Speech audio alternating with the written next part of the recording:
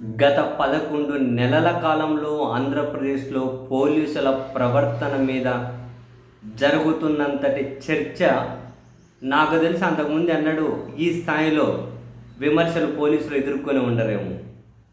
అయినా కూడా ఎందుకో మరి పోలీసులు మారే ప్రయత్నం చేయడం లేదా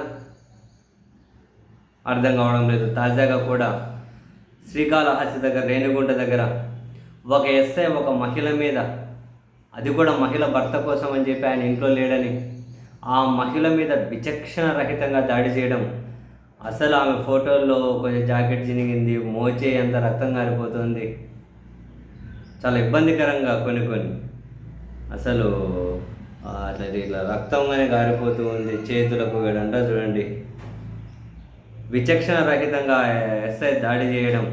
అసలు ఆ మహిళ చెబుతున్న దాని ప్రకారం పత్రికలో పెట్టినటువంటి హెడ్డింగ్ మెయిన్, మహిళపై ఎస్ఐ దాష్టికం, తాలిబొట్టు తెంపి జుట్టు పట్టుకొని దాడి, సెల్ ఫోన్ లాక్కొని విచక్షణ రహితంగా కొట్టారని. తిరుపతి జిల్లా శ్రీకాళహస్తి మండలం పోలి భీమార గ్రామానికి చెందిన ఒక మహిళపై రూరల్ ఎస్ఐ అభ్యంతరకర రీతిలో దాడికి పాల్పడిన సంఘటన ఇది.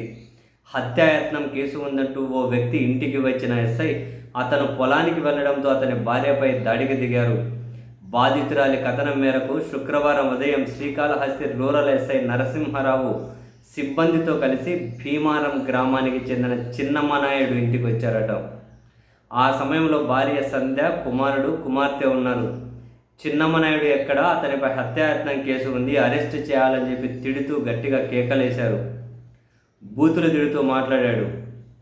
దీంతో పొలం వద్దకు వెళ్ళాడని, ఎందుకు అసభ్యంగా మాట్లాడుతున్నారు అని భార్య సంధ్య ప్రశ్నించింది. విచక్షణ కోల్పోయిన ఎస్ఐ ఆమె జుట్టు పట్టుకొని బయటకు ఈడ్చుకొచ్చి మరీ దాడి చేశారు. జాకెట్ చిరిగిపోయిందని ఎంత ప్రాధేయపడుతున్నా వదలకుండా తాలిబొట్టు తెంచేశాడని సంధ్య కన్నీరు మున్నీరుగా విలపించింది. ఎవరిని చంపామో చెప్తే తమంతట తామే వచ్చి స్టేషన్లో లొంగిపోతామని వేడుకున్నా కూడా వినకుండా దారుణంగా దాడి చేశారు అనే బాధితురాలు మీడియా ముందు వాపోయింది.